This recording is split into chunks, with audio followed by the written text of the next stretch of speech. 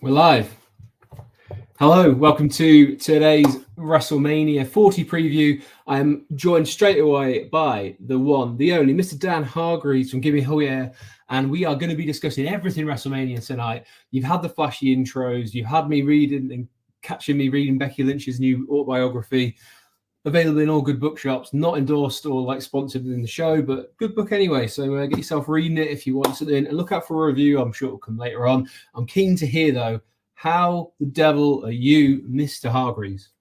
I'm not doing too bad. I've had a steady day at work, but wrestling-wise, Monday Night Raw, probably the best Raw we've had since before the pandemic.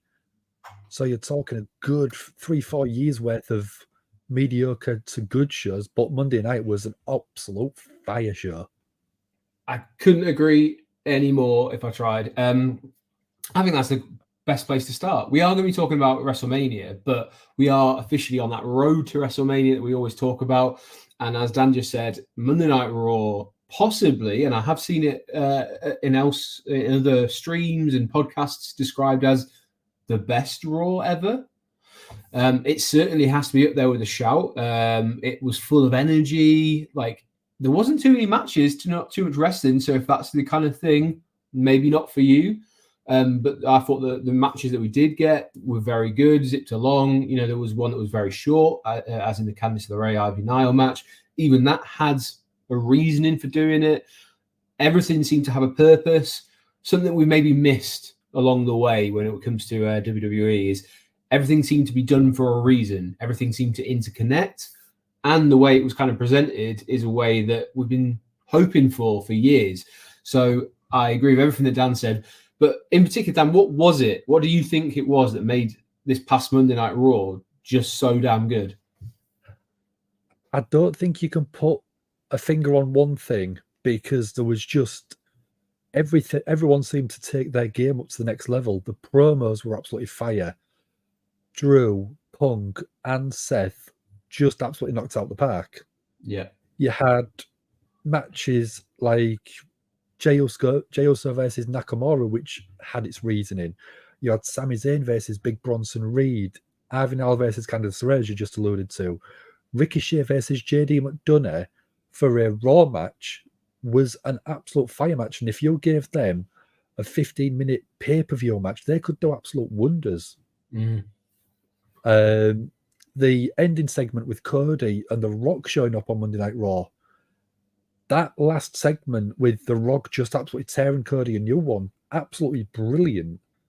So I don't think there was one thing that was changed or one thing that made it stand out. It was just every single thing on that show just seemed to be elevated. Mm-hmm. Yeah, and it all feels like it exists in the same universe now. Whereas I think we said like last week or the week before when we were talking about it, previously it feels like everything was compartmentalized and like this match was its own thing and this match was its own thing and never should the two things meet in the middle. Whereas now we're seeing like those camera shots of following, like I think it was last week, Sami Zayn through the curtain, and then you see the tag team, like the match that was coming up next, those guys getting ready just outside Gorilla, and then you kind of pass through and they're like, Sammy, you okay? And he just kind of storms past, and like then it stops there and you hear their conversation. So like realistically and logistically, things start making more sense. Like it'll be like having different Marvel characters and they never interact because they have their own battle to fight. Whereas they all, you know, live in New York or fight in New York, and then they never like interact with each other. It would sound crazy. And that's what it's been for years. But now it seems to be actually the Jey Uso versus Nakamura match is integral to how Cody was out there and then got ambushed by The Rock eventually. So like all those pieces need to move together rather than in separate transitions. So yeah. I thought that to me is the big difference that we're seeing on Raw. It's becoming a seamless show, I think, because they are having the cameras interacting with two different parts of different stories. Mm-hmm. You can see it's all part of a single entity. Yeah. And one thing is interacting and affecting another thing a lot more than individual stories, and there's no crossover. And I think that's what's working so well. Yeah, and then we also see like the matches that we did have were predominantly for people that haven't got a match at WrestleMania. Now you sprinkle in the likes of Sami Zayn and Jey Uso who do, but they needed those stories or those matches to further their story. Whereas you then get people like Bronson Reed and Ricochet in particular and JD McDonough who aren't involved in a match, who are going to go out and go, actually, this is why I should be on the WrestleMania card. It's not too late. Put me on there and I can deliver this. Like that Ricochet match had no business being as good. We'd seen it a couple of weeks ago, but they managed to like just elevate it to another level. So everyone's firing on all cylinders. Everyone's very focused on, even if you're not on the card, it's important that you play your part right now in WWE's programming, which probably brings us really nicely as to what we're going to be discussing tonight. And I think sometimes in previous years, WWE could be accused of maybe phoning it in a little bit in the build-up to WrestleMania. You don't want to take any chances, any risks, and it all kind of gets a bit formulaic. Whereas this year, we're going to be discussing a lot of matches where we might have seen similar things before. Maybe this is like a brand new thing, and we're going to get into a lot of different talking points. So what we're going to try and do is keep this as succinct as we can, because as with WrestleMania, it is a 2-night event, and it's going to be happening next weekend. We will go into some details throughout and at the end as well, where we talk about how you can catch up with the guys from Give Me a Hug Yeah, and the things we've got planned for WrestleMania weekend as well. Dan will talk you through that. We're also going to be joined at some point by Sam as well. Sam's going to join us for a little bit on the stream. But we thought we'd just kick it off with myself and Dan, especially after that absolute rocket of a Monday Night Raw. Dan seemed to be the absolute best placed person who stayed up until the early hours in the morning and was actually, for once, thoroughly rewarded for his patience. I feel like that kind of Raw is for people like you who have had to slog through the rubbish. Yes, exactly. But if that is how Raw is going to be, is this how WWE is going to be, then I think there'll be a lot more people starting to stay up again, or at least do what I do. And as soon as you wake up, you're straight away watching it. So great to see, and very, very excited to be talking about WrestleMania. I myself will be flying out to Philadelphia next Wednesday, representing both Give Me a Hug Yeah, Wrestling Royalty, WrestleSphere, and all those good names as well. So make sure you're staying across all of those channels for the latest coverage, videos, everything I possibly can do. I will be doing. I'm at a few indie shows. I'm going to pop my head into Washington DC as well. I'm not going to be the president, but I'm going to try and see his house at least. I hear it's white these days. Anyway, first match, because where else should we start than a match that maybe has been overlooked, criminally overlooked, some might say, between Iyo Sky and Bayley for the WWE Women's Championship. And this was one of the first matches that was actually official, because as soon as Bayley won, I think it was only the week afterwards, we found out that she was going to go against Iyo Sky. And we had that amazing segment on SmackDown where she'd been listening in and learned Japanese and realized that they've been kind of like talking behind her back and things like that. I thought that was fantastic. Genius. And they've kind of dropped the ball. What's your thoughts on that? Do you agree, or is this something that's just been kind of simmering away? What are your thoughts on Bayley versus Iyo Sky and the build-up? I think after Royal Rumble, Bayley was red hot, and since then it's petered off a little bit. So hopefully tomorrow night and maybe next week we do get a little bit more of this being pushed to the forefront, because it is the women's championship. It deserves to be front and center. There is other stories going on that are probably bigger, but in terms of a longevity storyline, you've got Roman and Cody. You've got Gunther and Sami Zayn, because that's been a long title reign. And then you've got Bayley from Damage Control point, SummerSlam 2022, I think it was, that she retained with Damage Control as a faction. So it's been going on for at least 18 months that this feud has actually been building. It might have been very subtle, but it has been a very long-term storytelling and long-term booking decision that I think has been absolutely perfect. Mm-hmm. If you're going to put this on the show, You've got two unbelievable workers. To me, I think you should be putting this on night 2, first match, get the crowd hyped up for it. That's where I'd have it on the show. Yeah, I think if you want to make a statement, I think you're right. I think you just got to go like out the gate and put it on as one of the openers, because people will always want to go on last. But I know under Triple H, she's had that kind of mantra of follow that mother effer. And that was like prevalent in NXT. And he'd always, and in actual fact, if you go back and watch any of the NXT takeovers, often the best match of the night was actually the first match on a takeover card, and people would fight to be on it. So if Triple H really wants to reward the work that Bayley and the Iyo Sky put in over this Damage Control arc, then I do feel like putting it on first and letting the crowd, a red hot crowd, because people are going to be amped, for this WrestleMania. And I think, yes, they're slightly shorter than the likes of WrestleMania 35 when we were going for 7-8 hours in New York. Whereas here we're getting 2 shows, which are probably about 4 to 5 hours long, which personally is great because it breaks things up nicely. Everyone gets a little bit of time. It doesn't feel like you kind of clock watching too much. But yeah, definitely for me, putting these on first is so important for this moving forwards.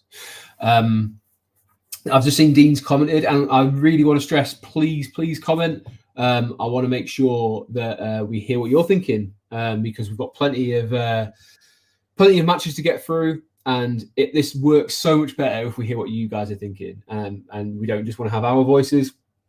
But speaking of voices, someone else is ready to join us, and that is my usual partner in crime on these streams, Mr. Sam Smith. Taking it. Have you won the winning sips for McDonald's? It looks like you're on mute. He's forgot about his microphone. No, we had a go, but no luck. So thanks for nothing, McDonald's. But no. This match. So looking forward to this. So is this the first or the second one we've discussed, or am I way the end? This is the first. We were having a good chat about the Red Hot Monday Night Raw that we just had, Dan being thoroughly rewarded for staying up. But we have got a couple of comments. Dean's in. He is painting, as always. You can check his Scenescape Shop channel out, where he is always putting some masterpieces on.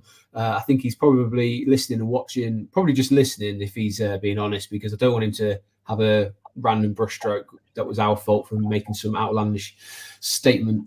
But yeah, so he's not going to comment too much, but he certainly is watching along as always. So thank you very much, Dean, and make sure you check out his channel.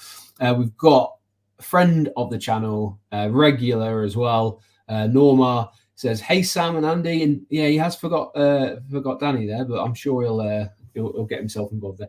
I wish they would make this a no DQ match. Would add a lot of pop to it. Let us know why. Why would a DQ match bring this? Because these are two very capable wrestlers or technical wrestlers, I guess. But yeah, Norma, apparently, I actually was looking right at you and said Sam's name. We don't even look closely similar. No, one's got a glorious beard. One is very freshly clean shaven with a baby face there. Some call him the baby face of the channel. Some may call him a heel.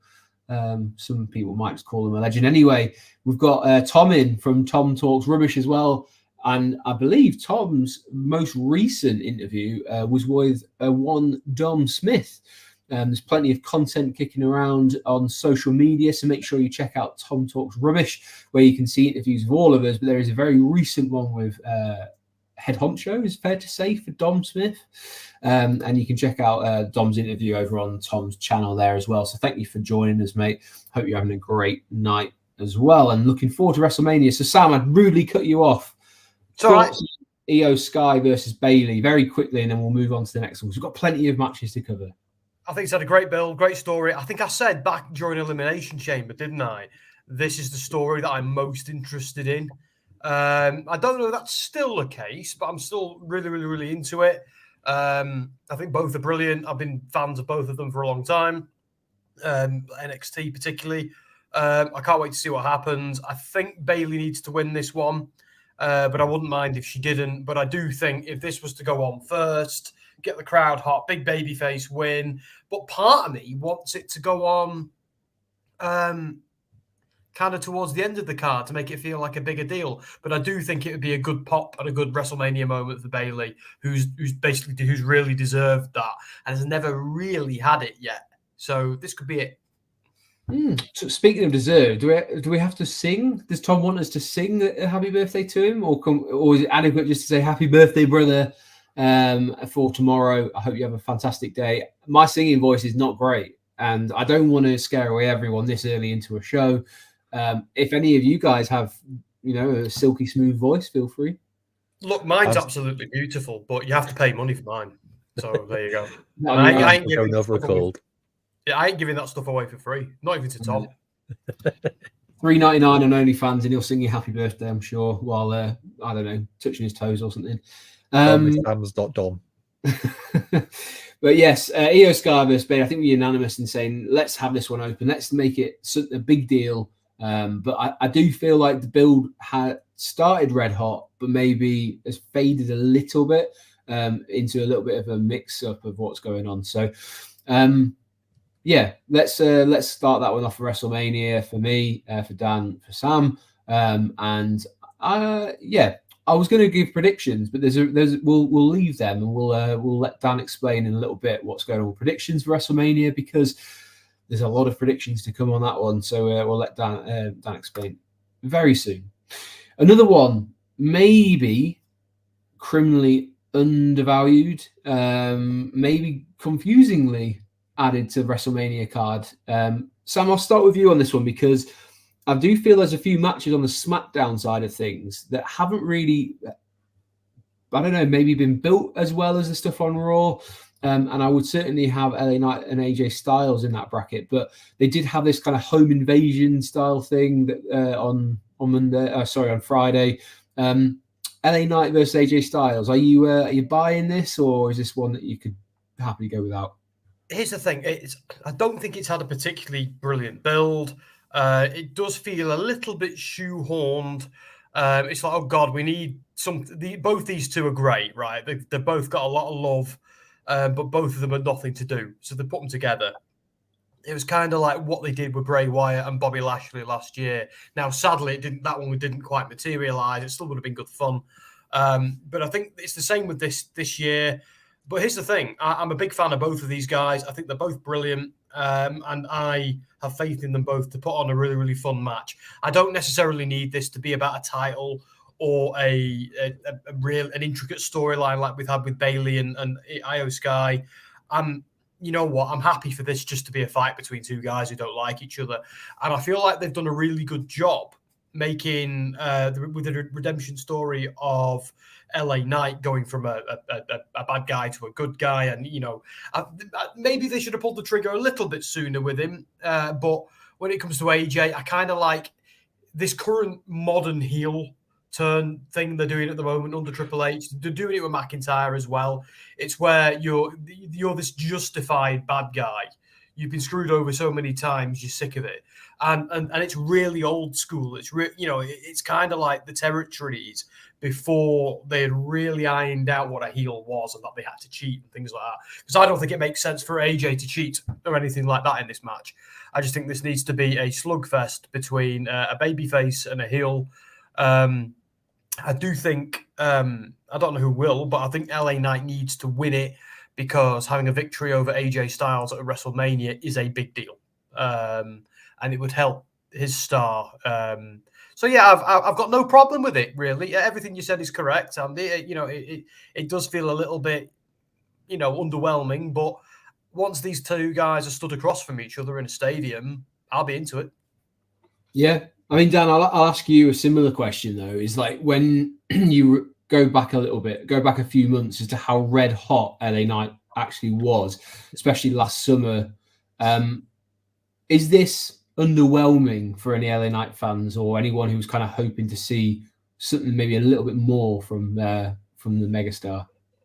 I think it could be. I think, alluding to what Sam said a couple of minutes ago, last year, LA Knight was meant to be on the WrestleMania show with Bobby Lashley in some way, I think. That didn't happen, so it might be this is just to give LA Knight that WrestleMania pop, that WrestleMania payday. But yeah, it does feel a little bit shoehorned in. This, if you take away the big sort of 4 pay-per-views, this feud could be built into a main event of a B-level pay-per-view quite easily. And you've got 2 phenomenal workers that could pull off a very, very good and very intriguing last man standing match or a Hell in a Cell match. And I think that if WWE don't drag this feud out to the next pay-per-view and give them a big, big stipulation, I think they're really missing a trick on it, because LA Knight is still super hot. Maybe not as hot as against when he went against Roman. AJ Styles, again, is that really good justified heel.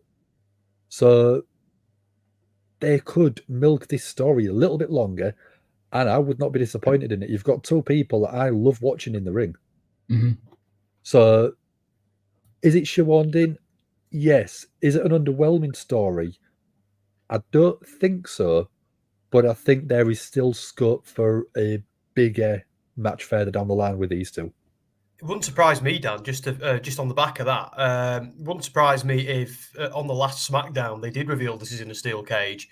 They can still add snips to this. They might be looking at this and thinking, right, a few people are, 3 podcasters were talking crap about this. Let's stick them in a steel cage. You know what I mean? So yeah, I don't think this is done yet. But if it is, I don't really care, because there's so much good stuff on this card. I'm just happy they're both on it. Mm-hmm. Kyle agrees with you, Sam, that LA Knight does need to win this. But he also, they've also said they've cooled off now, unfortunately, for all the fans who love him. To a degree, I think he still gets very good receptions when he goes out, into the crowds. I think people still are rooting for him. He hasn't lost the fans, but has somewhat cooled off, probably on purpose, because only a certain amount of people can be in the title picture at one time. I think the true makings of a superstar is who can remain hot or relevant when you're not in a title picture and wait for that moment to come back round, because we'll get into it a little bit when it comes to Cody Roman, but a title switch opens a lot of opportunities up for people like LA Knight, who haven't, who have had a crack at Roman, but won't have had a crack at Cody, for example. So a draft is probably not too far in the future. So again, that's the sort of thing that can move people's positions within the roster. So never a done deal, but good to have you in. Thank you very much for commenting. Keep them coming in. Al, with the induction of Paul Heyman into the WWE Hall of Fame, it's brought me back to 2004 when one of the greatest wrestling managers ever, Bobby the Brain Weasel Heenan, was inducted. If you want to hear a little bit more about Hall of Fame, myself and Sam were talking about that on a few days ago, actually. It was on Sunday. We went through all the Hall of Fame inductees this year, including Paul Heyman. Very excited to see in Philly the Hall of Fame ceremony, and especially Paul Heyman's speech. Really looking forward to seeing who's going to induct him as well. So let me know, Al, who would you like to see Paul Heyman be inducted by? Really interested to hear your views on that. I think I agree with everything that you guys are saying about this one with LA Knight and AJ Styles. Sometimes WrestleMania is the end of a feud, sometimes it's the beginning, and now we're seeing it sometimes could be a continuation. We haven't really heard any justification as to why AJ Styles is acting the way he is. We've seen some backstage stuff with the Good Brothers and Mia Yim, but he's never really kind of explained to them why he's acting the way he is, outside of maybe you took my spot when I was away sort of thing.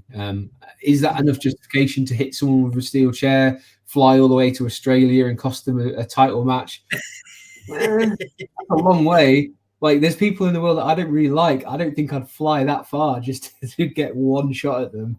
But depends who it is. Sometimes, yeah. At points in my life, maybe I would have done. But yeah, it'd be interesting to see which way they go with this. I think this is the beginning of maybe like a 2 or 3 matches. And as Dan said, could you potentially have this higher up a card at Backlash, say, because the French fans that are going to be there would eat this up. They'll be happy to have both these guys there, and maybe up the ante a little bit by having a stip in the next match, which is why they're kind of deliberately not building too much, because they want to give something to the next premium live event. Yeah.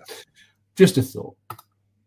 We're going to move on to the Women's World Championship match between Rhea Ripley and Becky Lynch. Now, we did see a really interesting interaction on Raw this past Monday where Becky absolutely socked Dom in the face, fully caught him on the chin. I mean, he took that like an absolute boss, by the way. He sold the hell out of it. I don't think he had to do too much selling because I think he legitimately had his block rocked or cleaned. His bell rung. His bell rung. Oh, that's amazing pun for a Philadelphia. Yep. I just saw the bell in front of me. I had to go for it. You've said that on a Friday night before I hear as well. Anyway, Dan, I'm going to come to you because, again, on Monday Night Raw, we did see that interaction. What did you think? Was this a much-needed face-to-face and a little bit of altercation on Monday? Yes. I think over the past sort of few weeks, with Becky being tied up with Nia Jax a little bit, this had got a little bit forgotten about. But Monday Night Raw really revamped it up, really got that excitement back. And I think if you're going to do something else on Monday Night Raw coming, you've got to have these two going absolutely trying to get at each other's throats, but pulled back at all costs.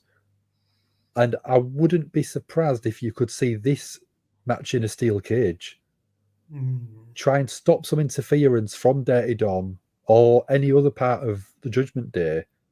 I think it would work in a steel cage. You've got two absolutely brilliant performers that could make it a very intriguing match.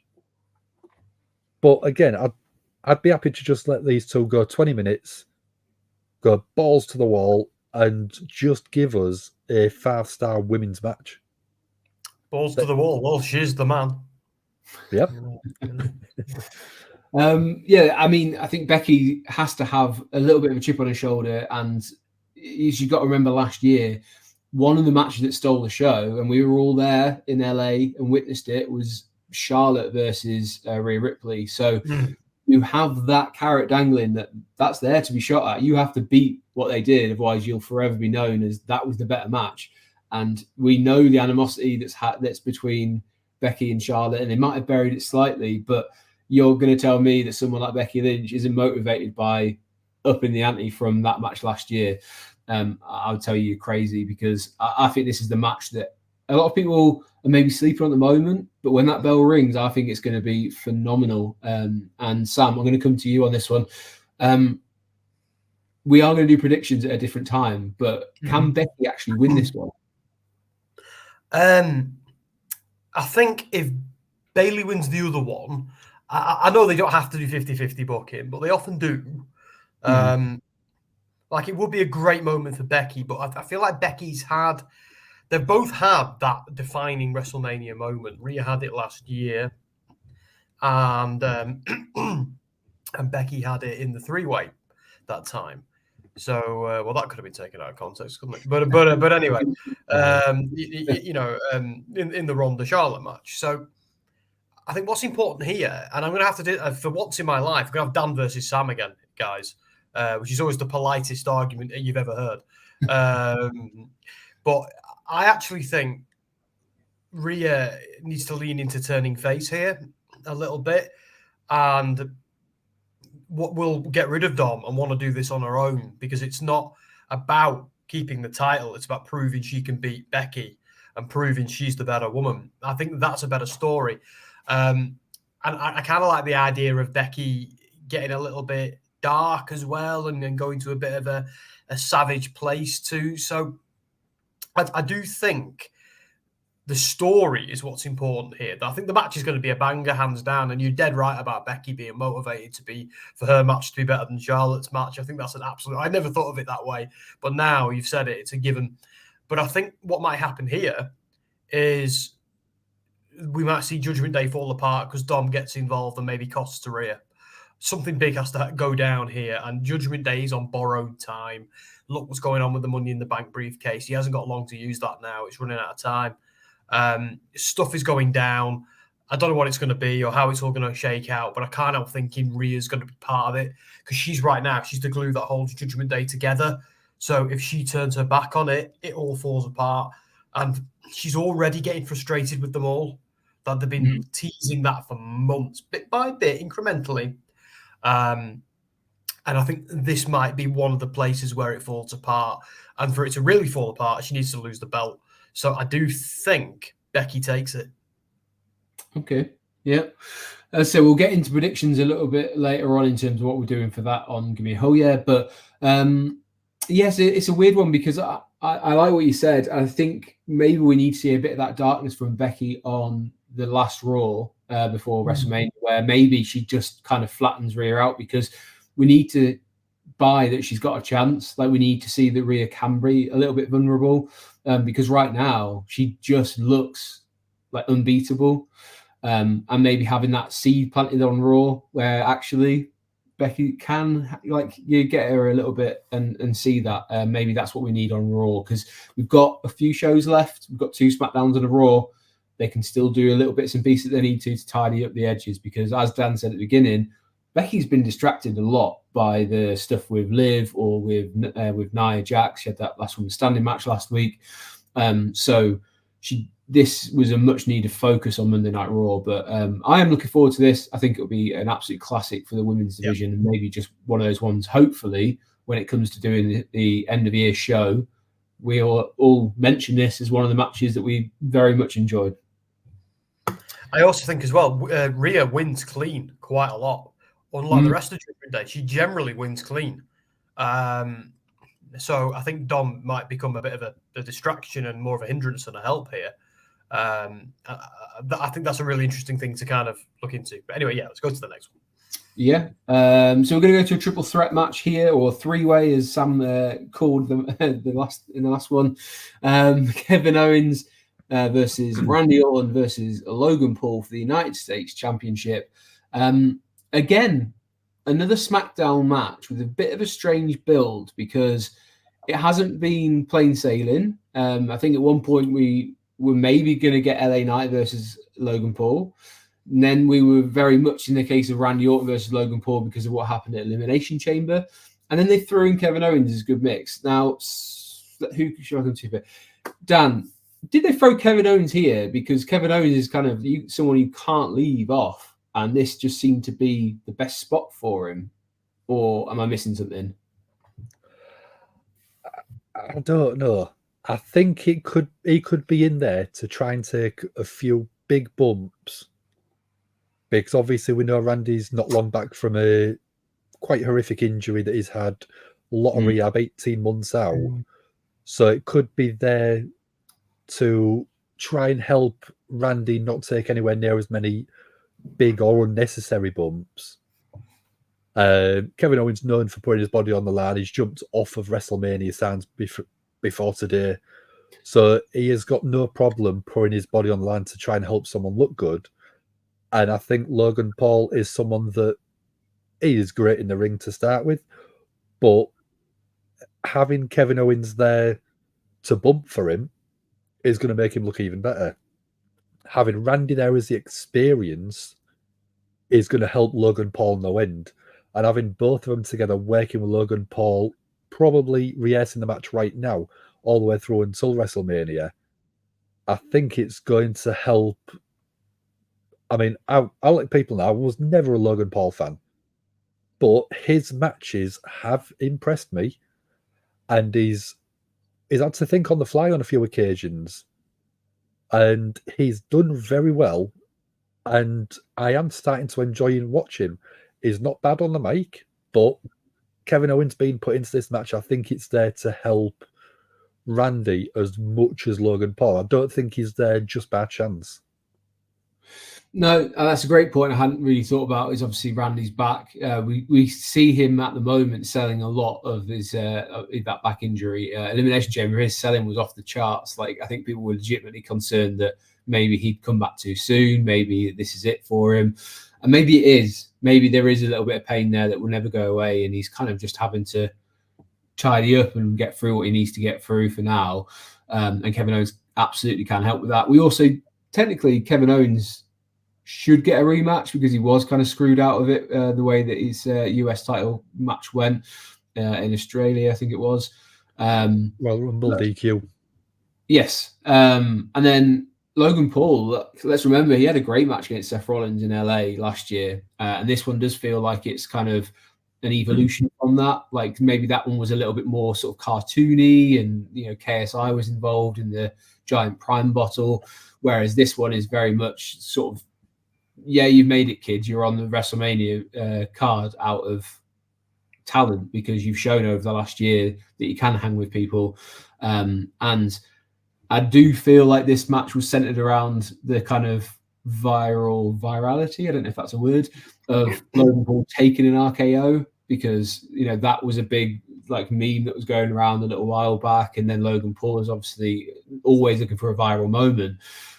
But Sam, I'll come to you.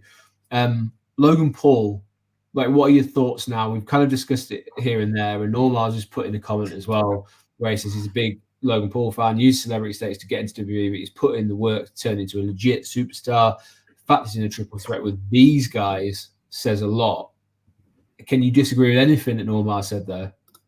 Nope. I think the word is virulence. I could be wrong there, but I was thinking as well, though, which was the bloody word for that. But yeah, I hate not knowing words. But I'm a huge fan of Logan Paul. I've said this so many times on the podcast. I don't know much about him outside of wrestling. I know he's a dude with a YouTube channel and had a controversy in Japan. But other than that, like, as far as being a wrestler goes, I think he's great. I'm yet to see a tangible argument as to why he's not. So it is what it is. I think here, I think you're right with the Kevin Owens thing, because I've kind of wondered, surely a one-on-one with Randy Orton beating the crap out, the snot out of this kid, and then taking his belt off him is a great WrestleMania moment. And so I did wonder. I love Kevin Owens, but I did wonder why he was in it. And Dan has now told me why, and I think that's exactly it. So I just want to say, by the way, I don't know if it was on SmackDown last week where Logan Paul was all cocky and Randy and Kevin walked off together. Then Kevin came back and just smacked him in the mouth and went, "Hey, Randy, I did it!" Like that. That was absolutely hilarious. And I love the childlike but violent Kevin Owens. That facet of his character. I think that's absolutely brilliant. But here's the thing. Here's one thing I've noticed. Kevin Owens and Randy Orton are, other than Triple H, are probably the two biggest betrayers in all of WWE. And at the moment, they're best buddies.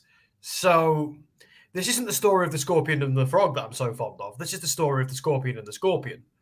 And I part of me loves the idea of Randy standing tall over Logan Paul, because Logan's got other things to do. But them not getting along might be the story here, and might be the thing that causes Logan Paul to retain. Because part of me always assumed Logan Paul was losing here to Randy or whoever he was in with. But now that they're doing this whole other friends thing and they're going to go and beat him up together, I'm not so sure anymore. I don't know. Yeah, well, they've got a tag team match on SmackDown, haven't they? Which presumably will be that one where they kind of start to fall apart. We see a little bit of a chink in the armor, and that relationship or friendship kind of go by the wayside on the way into WrestleMania. And I do believe that will be the start of it. Because is it Randy Orton and Kevin Owens versus Theory and Waller? Or no, it can't be, because they've got a championship match, haven't they? Like a tournament thing. I'm not sure. I think I need to look. And Dan mentioned in the comments there Logan Paul's size. I think he's about 6 foot something. I think he's. I think when you stood next to Randy Orton, everyone looks tiny. So, Kevin Owens and Randy Orton versus Pretty Deadly. Yeah, Pretty deadly, yeah. Pretty Deadly. Yes, they're two tall lads as well. Yeah, randomly you don't kind of see them as being that tall, but when you stand next to them, you're like, actually, yeah, I'm either a short 6 foot or you're a very tall 6'2". Yeah. I was a bit surprised, but when we were chatting to him, I was a little bit. That's my dog on the wood floor. Cheers, yes. I was surprised by how tall they both were, but yeah, I vote for Randy Orton, as Sam says. We're not on SmackDown now, as Sam, but we might be soon. Cool. But yeah, and a triple threat match. I think this will be a great match. I think this is one of those ones that's probably going to have quite a few spots in it where the fans will get like a good buzz and the stadium will come alive a little bit. So it wouldn't surprise me to see this somewhere in the middle of the show on one of the nights, just to really kind of pep up the crowd, let them kind of just rain the hate down on Logan Paul, and then maybe they get in each other's way and Logan Paul sneaks out because they just couldn't quite decide who was going to be the one who kind of wins it, and that's how he gets out. But Normals reckon it's going to be a buckshot barrier onto KO and Orton simultaneously. Is that his finisher? I feel like I think his finisher is the knockout punch. Yes. Oh, yeah. He just does the lariat to troll Hangman Page, I think, at this point. But that's all I've got, I'm afraid. True. Right. I do promise the things that we're talking about will ramp up into the ones that have been kind of like have had more of a build. Because I'll start this one off. Jimmy versus Jey Uso should have been one of the hottest matches that we were all like massively excited about. Whereas I feel like this has just kind of been like, these guys are fighting, they're brothers. That's the story. Crack on. I feel like there's stipulation out of every match that there's been announced. This is the one that needs stipulation because this is going to be two guys with exactly the same moveset, just doing super kicks, Samoan drops, and that all that kind of stuff. But yeah, for me, I think something needs to be added here, and I personally believe SmackDown this Friday is the show they have to build this on. They are getting low on chances to build anticipation for this match. Dan, what are your anticipation levels like for Jey versus Jimmy? I think out of every match on the card that I've had a look at, this is the one where I should have a lot of interest in it, but I just feel there hasn't been enough of a story booked together. If you remember WrestleMania 25 off the top of my head, you had the Hardys going against each other. They had a lot of story and a lot of backstory going into that. So when the match actually happened, it was very hyped. There was stuff about, was it Matt killing Jeff's dog in a fire or something, if I remember rightly? He set his house on fire. And set his house on fire, dog died. Pyro nearly blew up in his face and stuff like that. There was a lot to make that a literal blood feud. And we've obviously got the Bloodline having a blood feud, and it's an internal one with Jey and Jimmy. So could you have done a lot more? Yes. Have you got time to make it feel like it should be an absolute grudge match? You've got 2 weeks. You could do stuff on Monday Night Raw as well because Jay's a Monday Night Raw guy. You could have Jimmy show up, cost him a match, and then have an absolute brawl. You could have Jay turn up on SmackDown, cost Jimmy the match, and have the same thing again. You could have, maybe not to the length that Cody and The Rock went, but you could have them go backstage and have a proper brawl, throw the crowd, whatever you want, and it'd get people a bit more excited about it. But I don't think there's enough excitement in there for me. Out of every match on the card, this is the one I'm least looking forward to when I should be super hyped about two brothers fighting at this level. Which is interesting because Miplett 2002 says this is the match they're excited for. And I'd love to know why. Is it the kind of intriguing brother versus brother? Because as they said, we've only had a couple of those matches at WrestleMania before. We've had the Hardys and we've had the Hearts as well. So this isn't something that we see very often. And with all the build that the Bloodline had last year, it then got a little bit muddy as to why Jimmy flip-flopped back onto Roman's side.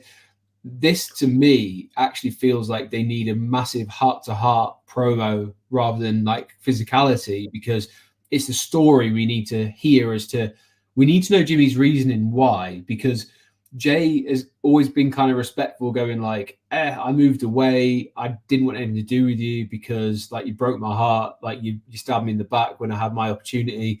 Jimmy's never really explained his rationale behind going back. So to me, like, it needs to be Jimmy led. I personally feel like Jimmy's the one who's got to do it because Jay's really over with the crowd. He's the overwhelming fan favorite here, but Jimmy's got every opportunity here to completely fade into obscurity.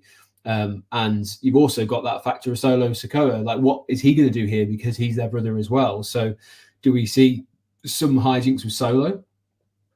I don't know. Sam, what do you reckon? What do we need here? What injection of something do we need to get these guys to everyone excited for the match again? I think you're both right. There's been a problem. Like, the Bloodline story stuttered when Jimmy attacked Jey. It didn't make a huge lot of sense, and I think we are right to criticise it. Something went horribly wrong there because he gave his reasoning as, I didn't want you to turn into the next Roman Reigns, and then went straight back to being Roman Reigns' toady.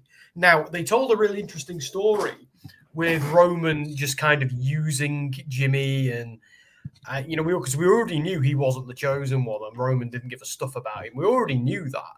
And I've been waiting this whole time for Roman just to tell Jimmy he doesn't care about him and that he was never the one he wanted. Jey was the one he wanted, and Jimmy's nothing.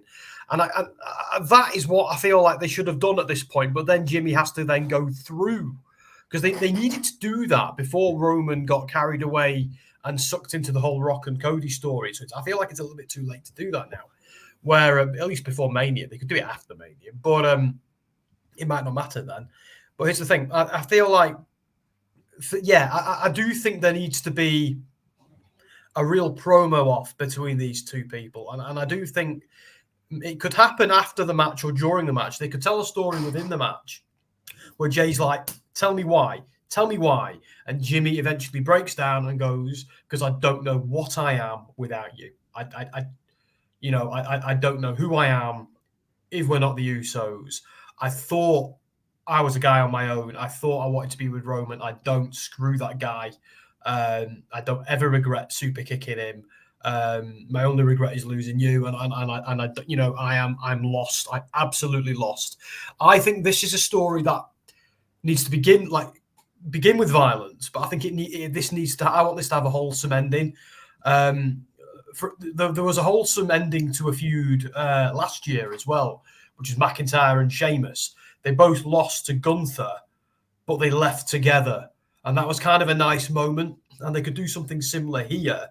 And that would really throw a spanner in the works for Roman Reigns as well. It would really get, we could then see some backstage moments of him sitting there like this, snarling away. Then he could just look at Solo like, you know what to do. But the problem is, by that point, Solo could also be doubting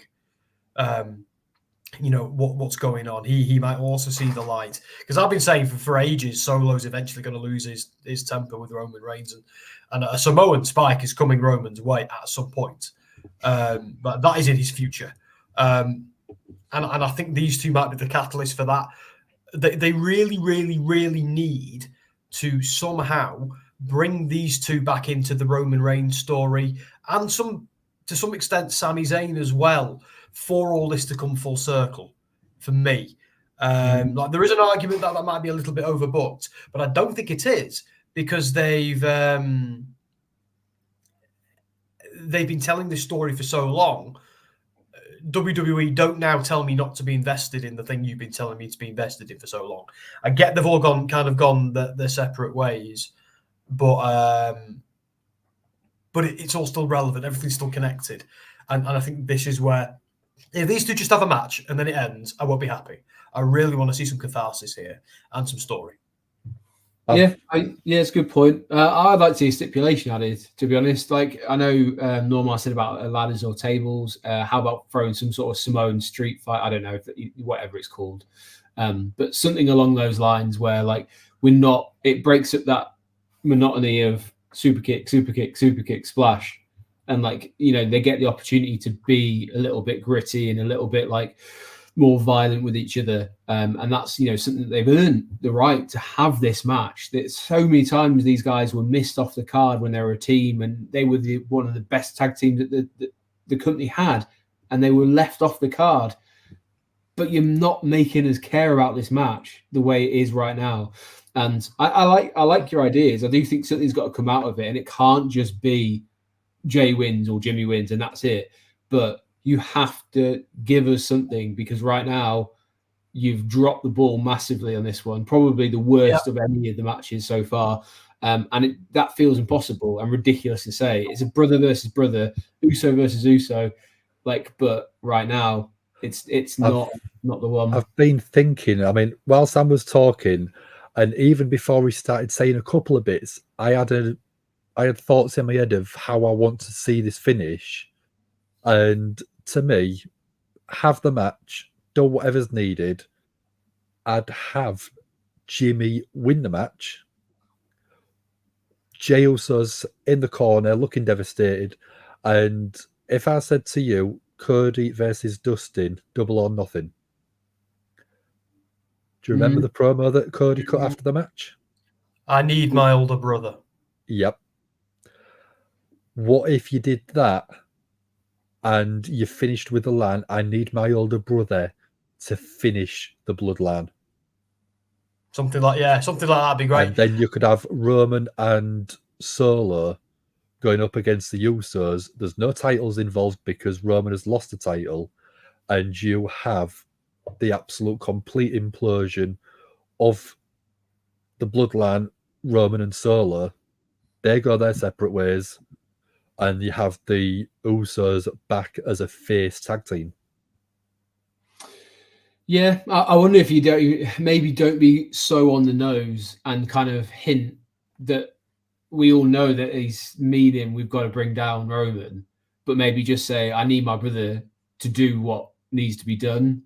And it can kind of be one of those things where you're like, oh, is he going to recruit him back into the bloodline? And maybe then they turn their back on Roman later on in the night. And it's that kind of like shock factor. But I don't know. I also feel like this is maybe the match where we see a bit of an evolution in moveset for Jey in particular, because he's so proud that maybe this is one where we need to see him do a few different moves, because I imagine the commentators table is going to be very much these guys know each other so well. There'll be a lot of moves where like it's reverse after reverse after reverse, and someone needs to do something different to pick up that win. So do we see a submission move from someone to win the match? And maybe that's where Jimmy can get a win because he just wasn't expecting it, or something along those lines. But we need to see one of them differentiate themselves.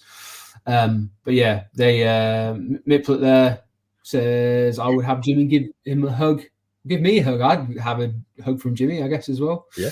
And apologise. And then they turn on Roman. Andy read my mind. I'm going to guess it's Ant who says that could be Dom or Ant, that one. That could literally be either of them. Yeah, my money's on Dom actually for that one. Right. He's a fan of those analogies. And we'll move swiftly on to something that's been getting a lot of focus in the last few weeks, and a lot of people on social media talking about this one as well. Sami Zayn, who of course headlined night one last year with the two men that we've just been discussing, with the Usos, as well as Kevin Owens, who we've already spoke about as well. He's going to be challenging who seems like the unbeatable Intercontinental Champion, Gunther. We don't know, I should say, by the way, officially what's on night one and what's on night two. That hasn't been announced outside of the Rock and Roman tag team matches on night one. Cody, and presumably Seth's match is going to be on night two as well, because that would be ridiculous if they stick that on the night one. So this could be night one, this could be night two. Do we feel like this is one of those matches where we could... That comment really doesn't help me work out who it is. They both do this. They both always do this. If the three of us are on here, one of them will always faff about in the back end.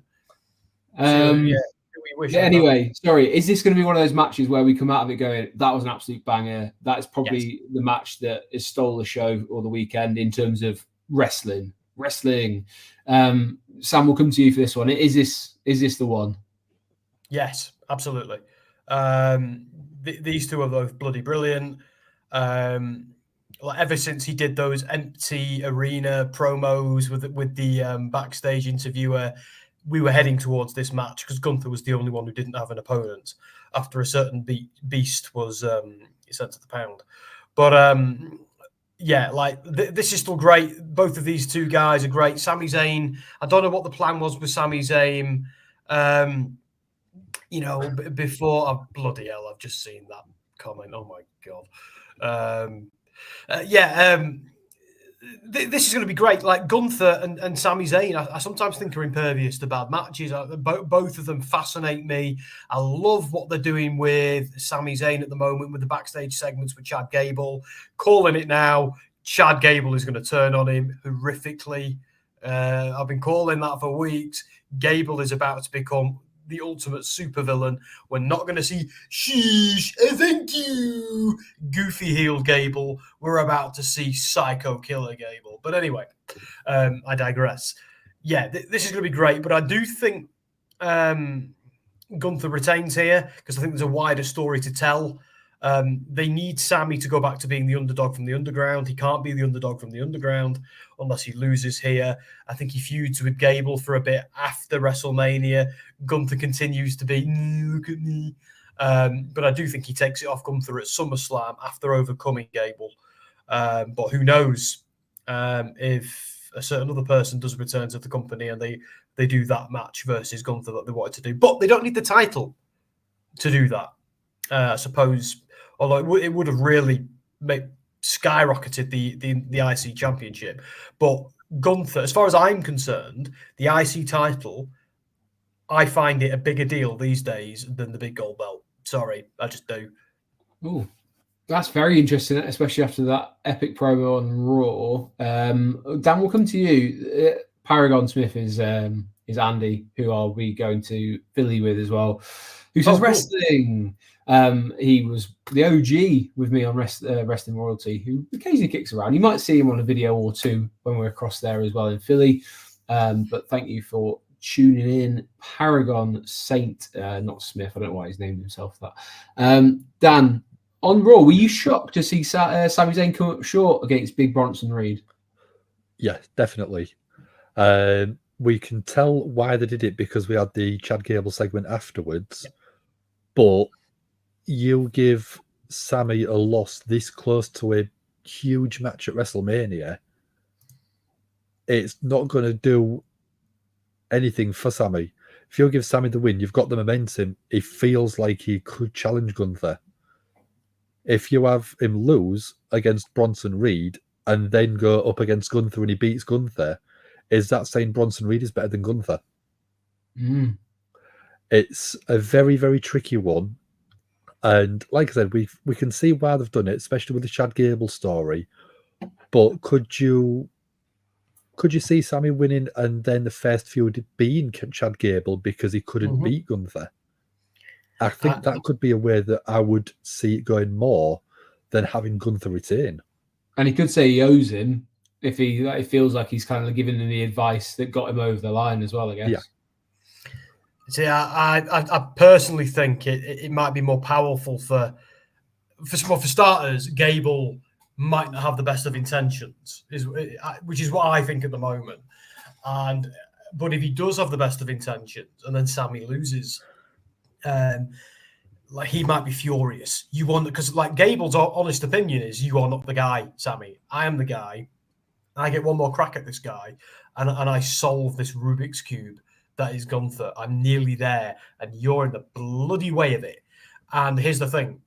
Heels are... I know he's not a heel yet, but the whole point of heels is they're often delusional. They're not correct. That when they often turn face when they see the light and they realise that, which we saw on TNA a couple of weeks ago with Cody Deaner, which was an amazing face turn because he came out to boos and went back to cheers just from a promo. It was really special. But I think they could do that the other way around. But I'm like, yeah, because the biggest story here is, what do you do with Gunther's title reign? That's got to end, in a really big and significant way, and you've got to make Sami Zayn the underdog from the underground. So he's got to keep getting kicked to the curb before he finally does the Daniel Bryan thing. But I also reckon if Roman Reigns loses at Mania, which we don't know if he is, I don't see Gunther. I don't see Gunther losing too. I don't think they've got the stones to end both Roman and Gunther's amazing title reigns at Mania. I do think Seth is on borrowed time, and I think Logan Paul might be on borrowed time, although I'm changing my mind about that a little bit. There's definitely going to be some awesome title changes at this Mania. I don't know if they do it with this one, though. I think it's too money. It's an interesting one because I've always believed that if you're going to end an epic title run, WrestleMania is the only place you should really do it. But then maybe it becomes a bit too formulaic, and exactly they've kind of backed themselves into a corner because there's so many long title reigns right now that you even like Seth, like no one else has had that belt. So like, yes, it might not be as long as everyone else's title reign, but no one else has touched that belt so far. So that's another like interesting thing. But I do think they provided a really interesting wrinkle having Sami lose on Monday because it kind of cripples that confidence. I was like fully invested that he was going to win because the way he was like, oh, his face changed when he was like, thank you, I know what I need to do now. And he went out and still got distracted. And Gunther really, I know Chad Gable was saying, oh, he gets in your head and stuff like that and he makes you believe that you're going to lose. I've never really seen that from Gunther. I was just think Gunther just goes out and he's just a very, very good wrestler. And he's not worried about you because he has the confidence in himself. This is really the first time we've seen mind games from Gunther in the sense of he comes to ringside and he completely admonished the way that Sami looks. And he started really like pulling into that like ultra heel mode that he's had. Whereas before he'd maybe just been a little bit confident because no one really beats him. But he's kind of steered into a different direction here. And I don't know, this is the first time Sami losing made me feel, are they going to do this? Because they're kind of building up that Sami doesn't have a chance. And if he loses to Bronson Reed, he's definitely going to lose to Gunther sort of thing. So I thought it was fascinating and a really smart decision as well, just to kind of like plant that seed that, oh, what are they doing here? And why is he losing? Tyler's in, and he says evening. So hello, good evening to you. We are just after 10 o'clock UK time. Taylor's in the UK as well. Taylor's one of my Deserto boys. There we go. We've got Frank in as well. Sorry, I'm late, but do you think the IC title match will change or add Chad or more wrestlers? I think they're going to stick to just one-on-one. I'm only speaking to myself. The lads might think something else. I think they're very much just going to steer into having Chad maybe ringside. Maybe he does kind of get involved, maybe he doesn't, but I don't think he's in the match personally. Is that the same as what you guys are thinking? I'm thinking he could be there to help support Sami, because I think that Gunther will have the rest of Imperium there, and it'll just be a little bit of countering Imperium's number game. But I don't want him to get involved. I want it to be a completely clean match. And last year at WrestleMania, you had Gunther versus Sheamus versus Drew. All three came out on their own. There was no shenanigans or anything like that, which made the match so much better. Yeah. And I think you could get away with doing it this year, but you've got the triple threat for the Universal title instead. So again, I don't want them to be too formulaic with having triple threat match year on year for the same titles. So switching it up is a good thing. But I think if you're having Sami lose like he did, it's putting him back as that underdog character again. Yeah. So the crowd are going to get behind him like they did when he went up against Roman. And I think that's where Sami Zayn is at his absolute best. So when he does win, it is such a big deal. And I can see him putting the title on him. I'd be really into if he came out of WrestleMania and he's like cut his hair back to how it was when he was that flat cap on, jacket on, original, yeah, sort of scar style. And maybe that's what Chad is kind of saying. You need to go back to who you are and like don't let him get in your head. Just remember who you are and like why you're here. But just to add to that, I'd pop massively. Sami Zayn wins the IC title. Chad Gable comes out seemingly to celebrate and then just absolutely destroys him in the middle of the ring. Like, I think that would be a really cool like moment, because it's a bit of a harken back to Sami being really trusting of people like Kevin Owens who've done that to him in the past. But like, it would also like just catapult Chad Gable into like, oh my God, I've got to watch Raw because I've got to see why he did that. And like this new kind of like whole thing. And Alpha Academy lost, their title chance at NXT. Like, they're not going to be on the card at all. So like, there's lots of reasons there. I'm not really sure what's going on with the chat. If we can see your comments, so please feel free to keep commenting. But we'll put up everyone else's comments as and when we can as well. I don't know whose channel you're watching. It might be Wrestling Royalty or Give Me a Whole Year. But we should be able to see them. I'm not sure why you can't, but we'll see if we can change anything there. But yeah, we can see it. Keep going. I promise you, like, because that's ace, like Chad Gable attacking him and that throwback to Sami being trusting. But I mean, like, if you've been friends with Kevin Owens for that long, or Kevin Steen as he used to be, Sami, come on now.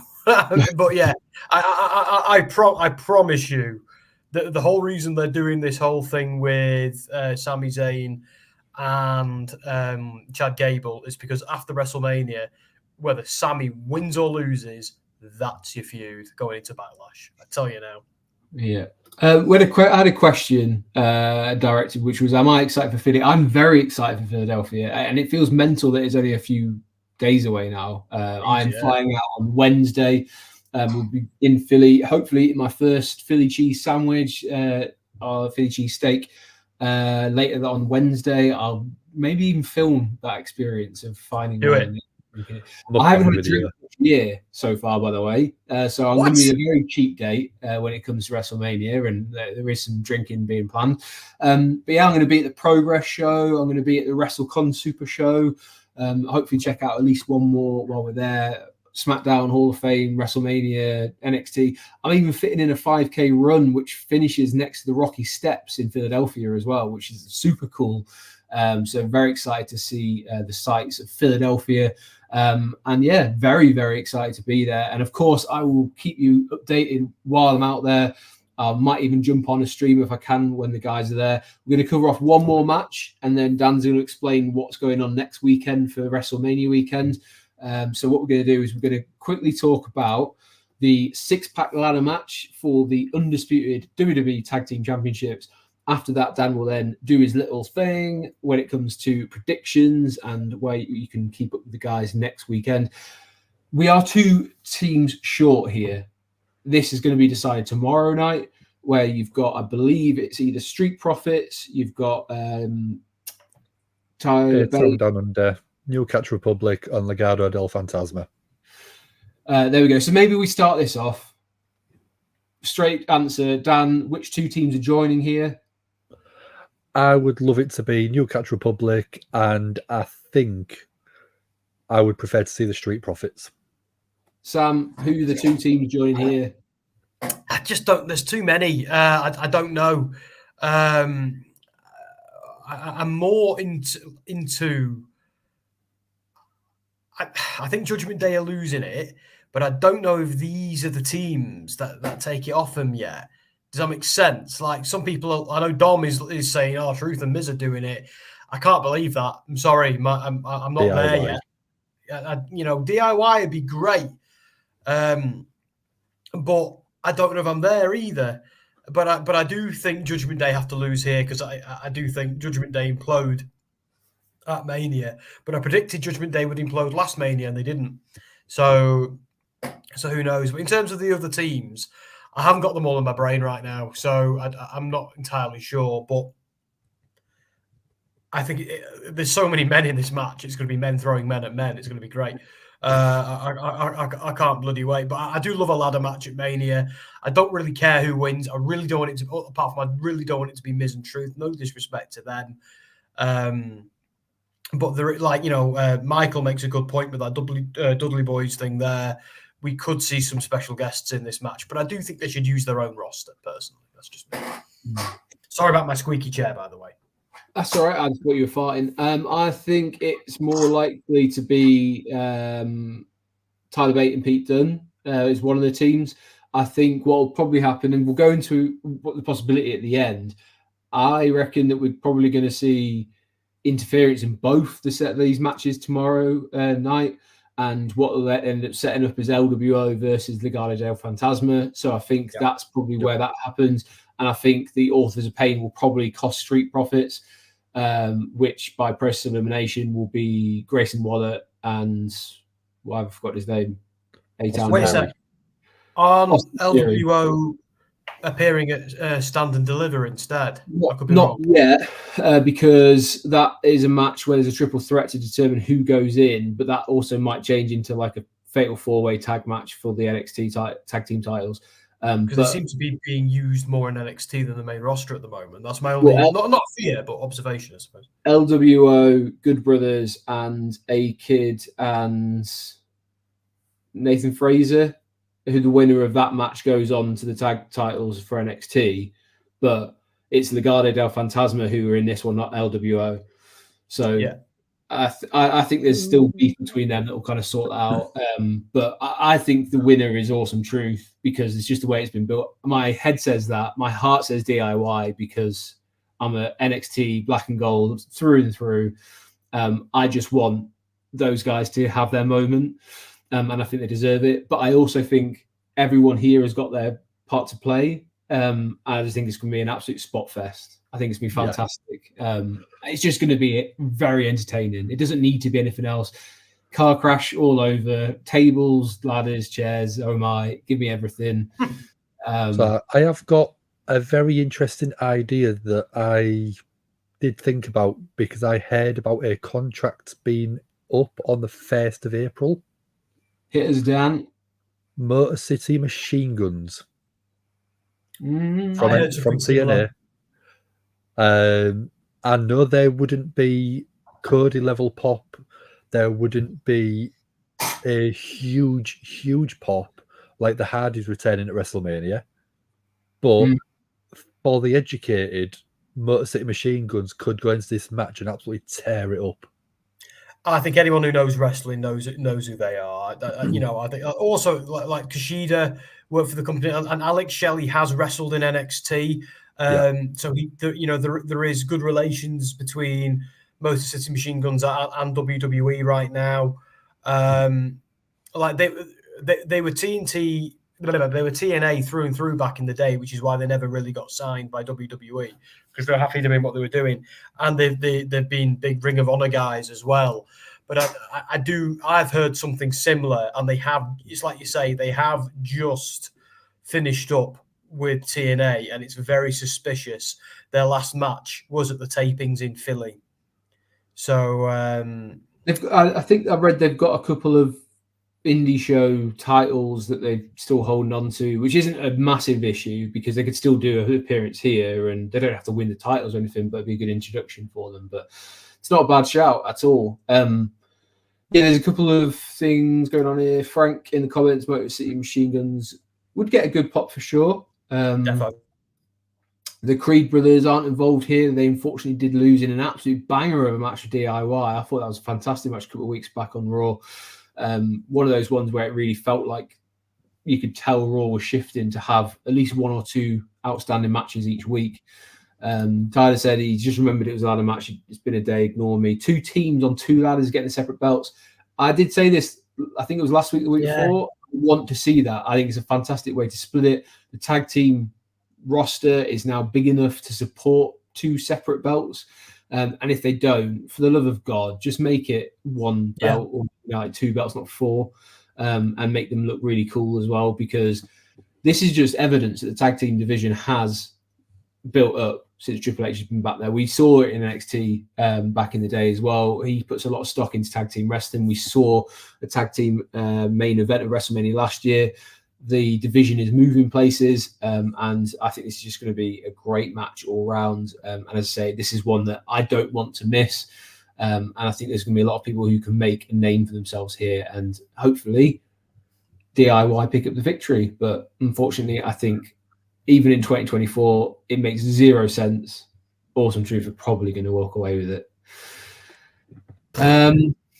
What else have we got going on? Right, so I did promise you, and Nippler, you did say that I can't wait for Stand and Deliver. I'm hoping we might be able to squeeze in a Stand and Deliver preview show on either Sunday or Monday night. The only way you can make sure that you know which night that is to hit that subscribe button for both Gimme Hell Yeah and Wrestling Royalty. And you might see our faces again before the weekend is over. Speaking about NXT, because there's some great matches on Stand Deliver. And if you know anything, all three of us are very passionate about NXT and very much so looking forward to that event as well. But before we move on to the last couple of matches for WrestleMania that have been announced already, Dan, the floor is yours. What can people look forward to when it comes to WrestleMania on Gimme a Hell Yeah? So for the first time, I think, since I joined Gimme Hell Yeah, I will be covering both nights of WrestleMania, and if Sam wants me, I might be able to do the Friday Night SmackDown as well with you if you really wish. It might be worth us chatting a little bit about this backstage, because I'm not here on the Friday. I'm afraid. And but yeah, well, I think I'll talk. About, we'll do it after. Yeah, I've got a couple of things to ask and suggest, but anyway. And what I am going to do is after the SmackDown show tomorrow, I'm going to start putting our predictions quiz together. I'm going to try and keep them for every single pay-per-view this year, but with WrestleMania being a big one, WrestleMania 40, we're going to have a big predictions contest both nights in one go, and we're going to have stipulation wins. Is it going to be pinfall, submission, whatever you think? And I'm going to see if I can persuade the guys or the rest of the guys to do a prize for whoever wins. I haven't actually spoken to them about it. This is a first I've actually said, but we might see if we can get some merch sent out to you. Give me a whole year on there. So you've got to be in it to win it. So we're going to have that sent out hopefully by probably Wednesday, and then do a, depending on who's available, a predictions video, maybe the Thursday or the Friday before WrestleMania, and then we can sit and watch it all live all weekend. I'll be having plenty of Red Bull at the side of me, or some sort of very highly caffeinated energy drink. I'm not sponsoring Logan Paul, so it will not be Prime though. So what I'm hearing basically is you might have 3 nights of Dan Hargreaves next weekend. Definitely 2 for WrestleMania. So you can tune in with Dan. You might get a couple of guests popping their head in with Dan as well. Always great to have someone. I might even try and do some sort of appearance inside Lincoln Field, Financial Field, whatever it's called. And yeah, great to hear that Gimme a Hell Yeah is going to be all over WrestleMania, as you probably have expected already. But yeah, make sure you tune in and subscribe to the channel to make sure that you are up to date with when they are going live, and make sure you hit that subscribe button on Wrestling Royalty and give these videos a like as well. It's always nice to have a little bit of appreciation for these nights as well. So I did say we are going to be moving on to the business end of WrestleMania. Now, this is where things get a little bit interesting, because there's this tag team match, and then there's the 2 world title matches, men's world title matches to discuss as well. I thought structurally it makes sense to talk about this one first, and then we'll talk about the merits of the other 2 matches afterwards. There is a lot to unpack here. I'm going to love you and leave you for these 2. If that's all right, because I think everyone knows my the things I've said extensively about this stuff, but I've got to shoot because something's going on in the back end, as it were. It's not nothing gross. But I'll catch you very, very soon. But yeah, I'm sorry. Bad guys are winning this one, 100%. I'll catch you both very, very soon. And happy WrestleMania. It's coming soon. No worries. Thanks, man. Catch you soon. Say so, dude. And then there were 2. Bit ominous. I don't know what that was about. I'm sure we'll find out. But This is the thing. We're going live. Anything can happen. Maybe he's putting a fire out. Maybe the Rock's just come bursting through the door with a belt. Who knows? Anyway, we are going to be talking about this tag team match, Seth Rollins and Cody Rhodes versus Roman Reigns and the final boss himself, Mr. Dwayne Johnson, The Rock. The winner of this, there is a sort of stipulation on the line, I guess, of if Roman and The Rock win, the following night, on night 2, the main event between Roman Reigns and Cody Rhodes will be bloodline rules. So basically anything goes, no DQ, anything can happen. And on the other side, I don't think it really affects Seth Rollins. They've kind of teased that his title will be gone, but I don't think that was anything more than just a sort of idle threat thrown out there as a bit of shade towards Seth's title. But should Seth Rollins and Cody Rhodes win, the bloodline will not be present. They will stay away from the main event. They will not be allowed to get involved in any way, shape, or form, or so they say anyway. The way this has been built, and bear in mind, we saw on Raw The Rock and Jimmy and Solo come and attack like people after the match between Nakamura and Jey. Is this telegraphed to be The Rock and Roman are going to win this? You'd think, reading between the lines and how you expect stuff to go, you expect The Rock to come in and want to put on a good match, but is he business enough where he wants to put over someone else? I don't know. And I don't know whether Roman would want a loss before his match on the Sunday on his record, even if he doesn't take the pinfall. The way that I've seen this one going is Seth is there to take the pinfall from The Rock, which leaves Cody and Roman completely separate from the actual decision of the match. So when they go into the match the next night, every single part of what has happened hasn't been down to them in terms of the stipulation. Right. Okay. There's so much to unpack. Like it's very difficult to know where to really start with this, and maybe we have to kind of rewind a little bit, because first of all, there's questions as to whether this was always the plan, or was the plan actually going to be Rock versus Roman? Was that what was going to go down at WrestleMania 40, or were we deceived and it was just this is exactly how it was supposed to play out? And as we kind of go through this and then into the next matches, I think our views will kind of come hopefully spilling out, because it is very difficult to kind of like keep things like cohesive and linear. Hi Malik, glad you could join us. What do you think? Let us know in the comments. What do you think of the tag team match? Is it as straightforward as Rock and Roman are definitely winning here, or is there something else that's going to play out that we just can't think of yet? For my money, I think there's a mix. I don't think they expected quite the backlash, but I also think they fabricated some of it to push Cody a little bit further along and see they knew fans would react in the way they were going to. And, you know, this was a way to create a little bit of sympathy for Cody and a little bit of groundswell of support as well. And you've seen what can happen when the WWE Universe pick their side and move on. But we've also then seen the popularity of The Rock. It's very difficult to boo someone as entertaining and charismatic as The Rock. Yeah. And I've been quite surprised as to how involved The Rock's been. I thought he might do a couple of appearances here and there, but he's putting Roman to shame by this point, because he is doing surprise appearances in Chicago. He was there on SmackDown. He's done, Hollywood Rock sing-along. He's going to be in Brooklyn on Monday as well. Yep. And I'm noticing a lot of people are saying the same thing. Maldik's just said it there. Cody versus Roman is getting overshadowed by Rock and Cody's interactions.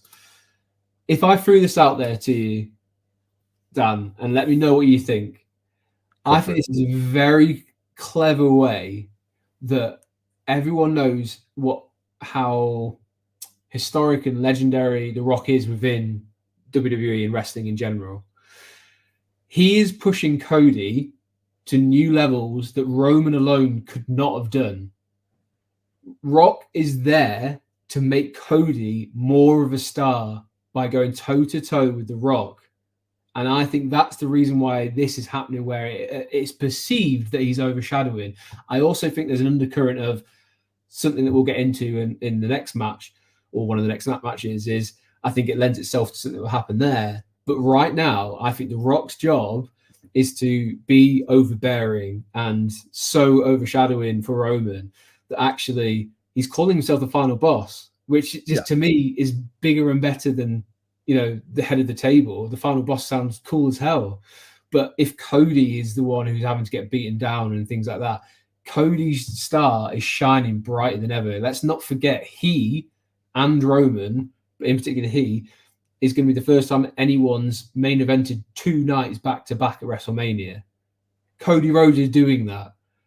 And he's on this vehicle with The Rock because The Rock is the one who's going to get those mainstream headlines. So people then will go, actually, I want to know, who's this guy that The Rock just beat the absolute hell out of on Raw and keeps talking smack about on his Instagram and his Facebook posts? He's talking about Cody. He's not talking about Roman.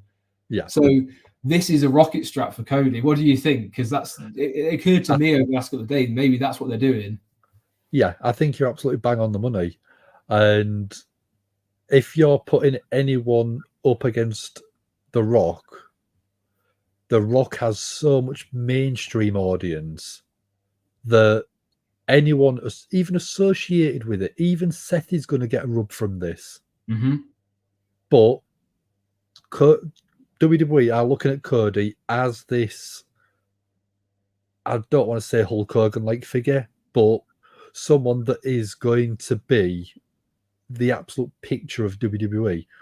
Think of John Cena. Think of maybe not the heelish version, but the level that Stone Cold Steve Austin had of popularity. That is what they're trying to get for Cody. And anyone that can help that story, that narrative, is going to be there for that reason. The Rock is there, so Cody is getting that wide mainstream rub from The Rock. So no matter what you see on any social media, whether it is Twitter, whether it is Instagram, whether it's even stuff like Snapchat or TikTok, The Rock he might be destroying Cody Rhodes in that photo that you've got there, but he's putting Cody over in the long run. Mm-hmm. And if you have Cody win, he's going to be the one on these talk shows, and people are going to associate, oh, that's the guy that he beat, that's the guy who The Rock beat up, and he's now the champion. What's he doing now? And that's going to draw even more eyes to the product, because people who don't watch wrestling or don't watch wrestling on a long-term basis like me and you do, mm-hmm. they might watch something like, I don't know, Jimmy Fallon or Kimmel or these American talk shows where they do go on with the titles and do promos and talk about stuff. That's giving Cody that mainstream popularity that will then draw back to WWE again in that long run. So The Rock there, it's only going to be a positive for Cody. It might look like he's beating him up, but he's giving Cody the rub of his life. Yeah. I mean, that sounds awesome to have the rub of your life from The Rock in the rain in Chicago. But I just thought that was amazing. That end to Raw where you're spilling to the outside, something that we maybe would associate, that we'd see back in the Attitude Era, where you're not just limited to the confines of an arena. They spilled out into the Chicago rain. And, they even teased, like, at one point, I showed it to my wife, and she was like, is he going to throw him over that, like, kind of, like, barrier thing? And I like, saw that, and I was like, that could actually happen. But I did like the way it did end. Yeah, and I think it's pretty obvious that Cody bladed, but because they very much kind of like drew your attention with The Rock, pulled the camera, did his like sort of like monologue into it, very DC Universe, almost like bad guy talking into it, into the camera, and going back to then Cody's bloody face against his own tour bus and whatever, it was just fantastic. It was so well done. It was so necessary as well. I spoke with a couple of people a few weeks back, and I said, in this feud before WrestleMania, there's a few things that need to happen. They need Cody to put a proper babyface emotional speech promo out there. They did that where he kind of spoke about his mum. They then needed him to have a proper aggressive promo where you see that he's not a pushover and he's got a little sort of, piss and vinegar in him, and he is willing to kind of go that action. He did that. He cut that promo exceptionally well. And you needed to see the bloodline destroy Cody Rhodes. And then, to me, they have to lose this tag team match. Cody Rhodes and Seth have to lose this tag team match, because you have to, in storytelling, and that's where I pride myself as a storyteller, you have to put him in a position where he's an underdog and you want to root for him. And the only way to do that is to push him right back down to the bottom. You need to see the odds be stacked against him. He then needs to kind of rally against it, and you need to want him to win. And the only way you can do that is by making him vulnerable, by making him sink back down there. So I think it's been great storytelling. They checked all the boxes for me. I think there needs to be something between him and Roman better than what they gave us on SmackDown before we go. And maybe we see one more beatdown, but Raw is going to be interesting next week when we've got Roman and The Rock going to be there. But certainly, hopefully we addressed why this feels like an overshadowing thing of The Rock. I think it's necessary. And I think there's one more reason. We will get into why in a second. We have had Sam on.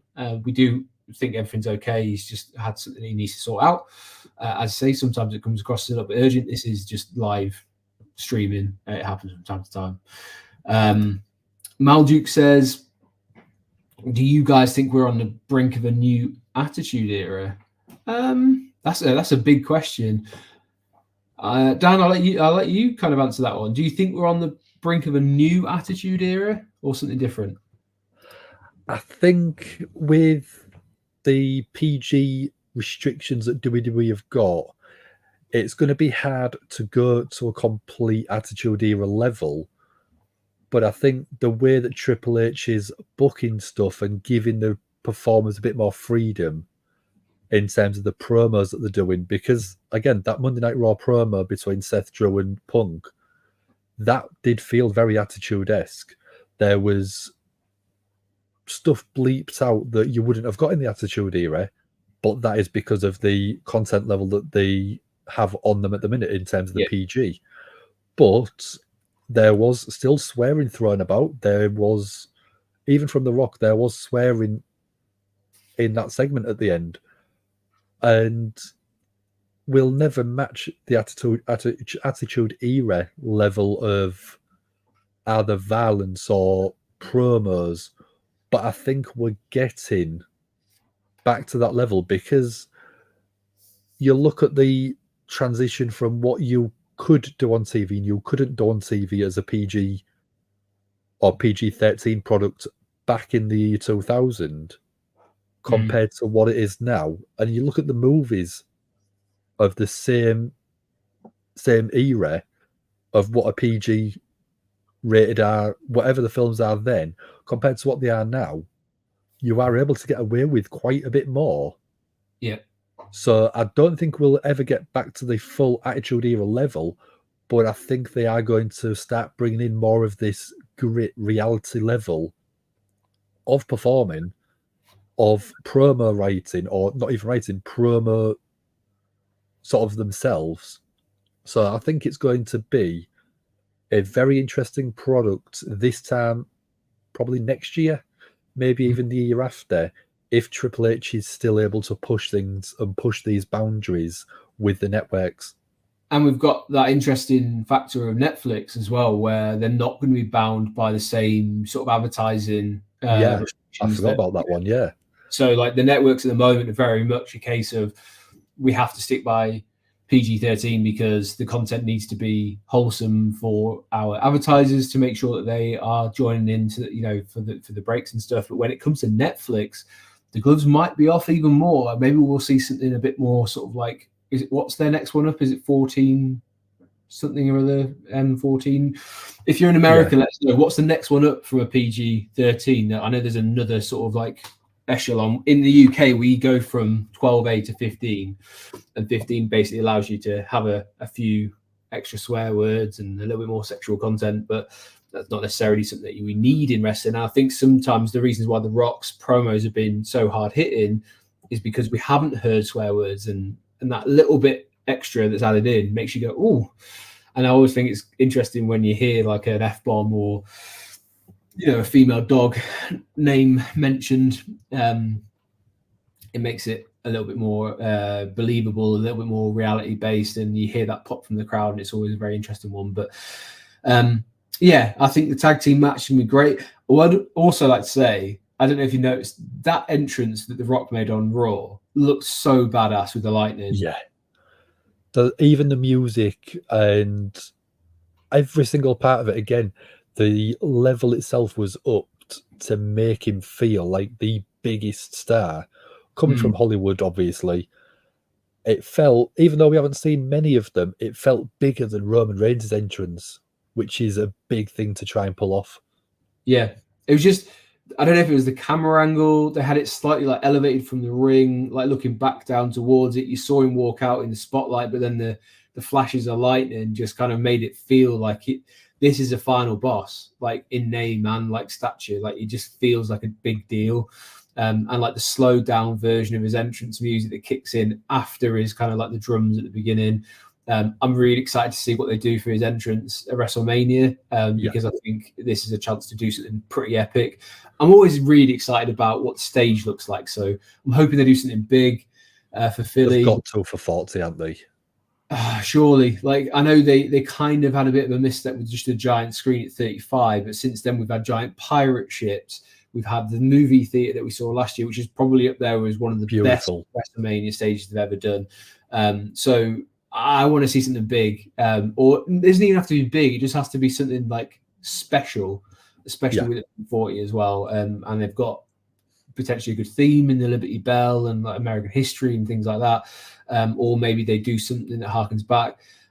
What I would probably say is, if you don't want to see stuff about WrestleMania stage, stay off social media in the couple of days before, because it is rife. You will see it. If you want to see it for the first time when you tune in, or if you're going, stay off social media, or maybe put on some like mute words for like WrestleMania stage, etc., and things like that. Because I get really excited. I geek out when I see it for the first time. But yeah, really appreciate it. Thanks for tuning in, Miplet. We're only going to be on for a little bit longer. Have a great night, and we will potentially see you later on in the weekend for a Stand and Deliver preview. We're only one weekend away from WrestleMania. So on the back end of that, no matter what happens in the tag team match, we do have Seth freaking Rollins versus Drew McIntyre for the WWE World Heavyweight Championship. I'm so glad that I put these ones on where it tells me the name of the title, because sometimes I do forget what they're calling them these days. But we're going to start with this one before we move on to Cody versus Roman.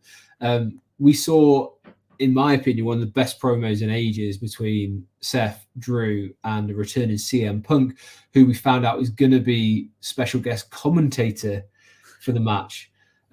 Let's start there. What did you think of that interaction between the three of them? It was absolutely incredible. I think I've watched it 3 or 4 times since Monday Night Raw, just because it was such a good back and forth. I've tried sort of looking and reading between lines. Is Punk going to get involved? Is he going to just be sat there and just doing commentary? Is there a possibility he could be involved in the finish of the match? Is Drew going to just go and give him a boot to the face just because he's sat there? There's so many things that I'm excited about for this match, and I think it's going to be work rate central for these two. It's going to just be such a good match. I think out of every single match on the card, this has got the potential to be the best match of the lot. Oh, okay. Yeah.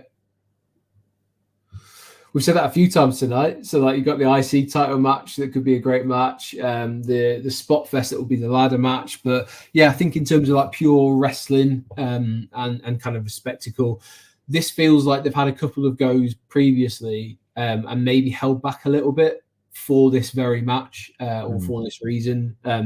Maybe things were supposed to play out differently in an alternative universe, and in the multiverse we would have seen CM Punk versus Seth Rollins, or we might have seen a triple threat, but this is what we've got, and I also think they've had a great time of putting this together. Seth very much saying, I don't really think about you, Drew, I don't think about you, CM Punk, I just think about this title, and he's also been very much involved in that bloodline feud as well, and then just adding in, just drip feeding CM Punk in right at the end gives this an extra special thing, because there was a lot of people saying this is overshadowed, like by the tag team match, as is the other world title match as well. But I don't know. After Raw, I was like, I'm excited for this one now because I want to know, and it's going to be a weird thing because obviously you guys watching it at home are going to get to hear what CM Punk's saying.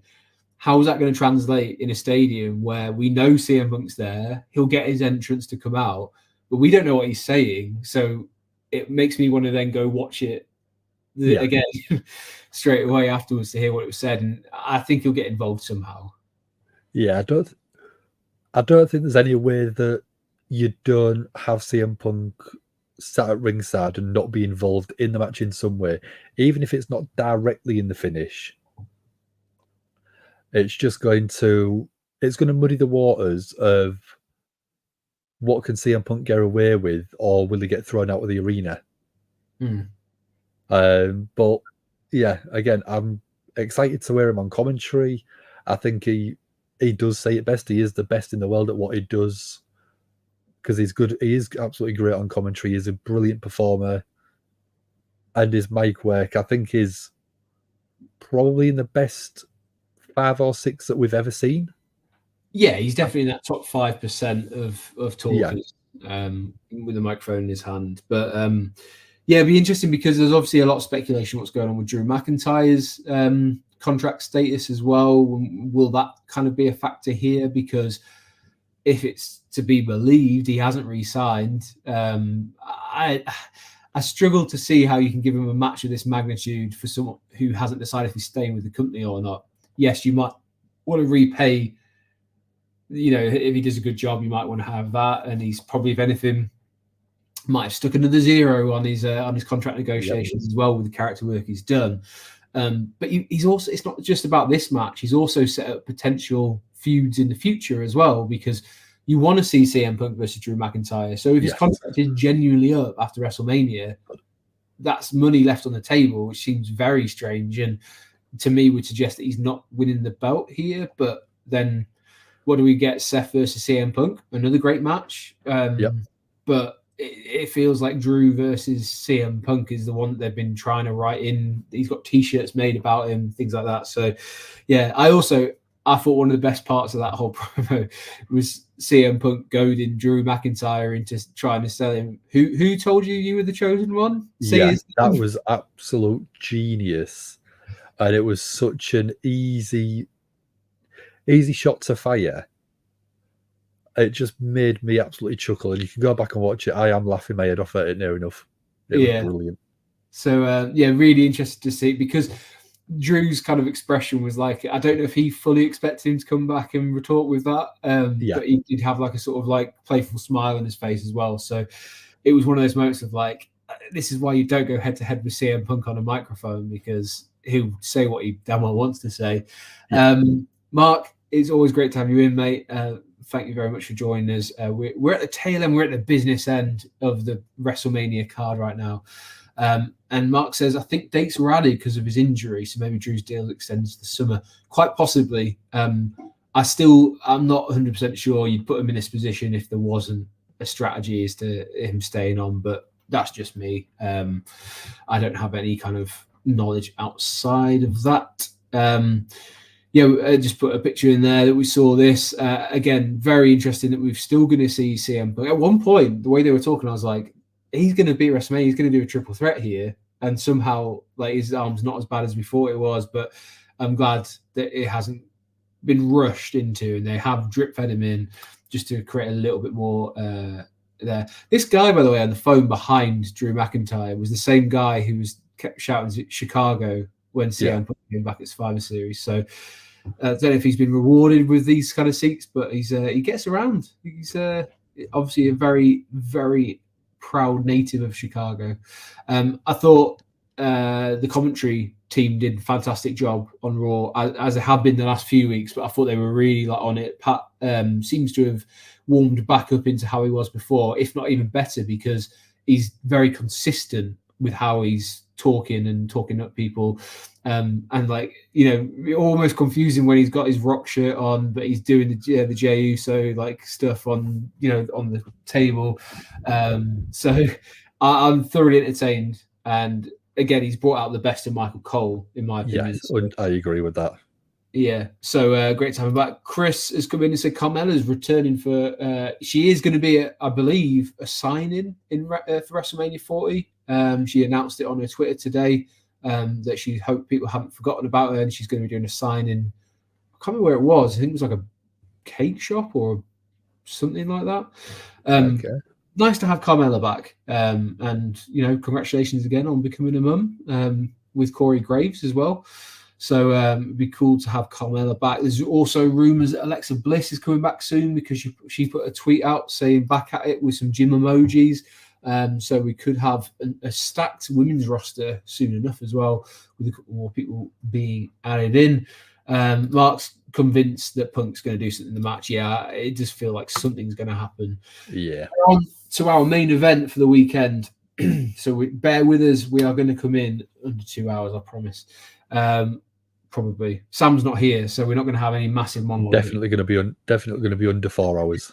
The main event for the weekend is scheduled to be Roman Reigns versus Cody Rhodes for the WWE Universal Undisputed King of the World title.